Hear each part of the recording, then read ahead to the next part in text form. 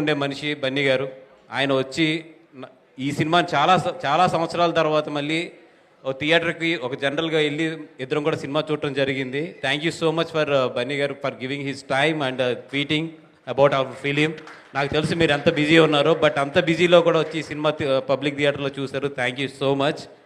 And మొత్తం team అందరికీ కూడా కంగ్రాచులేషన్స్. ఎందుకంటే పేరు పేరున చెప్పే టైం లేదు. Especially ETV and Aditya Hasan and entire team. Mouli, నేను చాలా మాట్లాడాలనుకున్నాను బట్ ఈరోజు టైం లేదు. అండ్ ఈరోజు స్పెషల్గా చెప్పాల్సింది మా విజయ్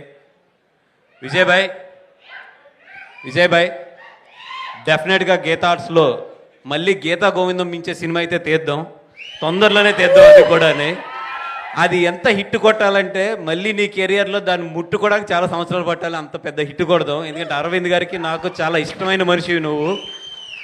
అరవింద్ గారు రోజు అడుగుతున్నారు ఏం ఆలోచిస్తున్నావు, మన విజయ్ మనం చెయ్యాలి కదా, ఎలా చేద్దాం ఏంటి అని చెప్పి అంటున్నారు.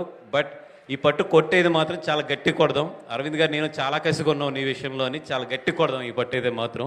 We are committing 100%. నీ లైఫ్ నీ కెరియర్లోనే బెస్ట్ ఫిల్మ్ అయితే మాత్రం గీతార్స్ నుంచి నెక్స్ట్ వస్తుంది, అదైతే మాత్రం పక్కా. And love you. ఎప్పుడు కూడా ఒక బ్రదర్ కిందే నాతో పాటు ఉంటావు భయ్. Love you so much Vijay Bhai. Thank you so much for coming here and blessing all these youngsters. చాలా మాట్లాడాలని ఉంది బట్ టైం లేదు కాబట్టి ఒక్కటే లాస్ట్ డైలాగ్.